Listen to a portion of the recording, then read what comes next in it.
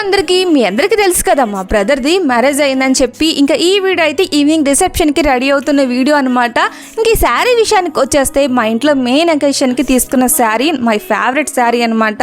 ఈ శారీ కూడా కళామందిర్లోనే తీసుకున్నాను. 11K పడింది.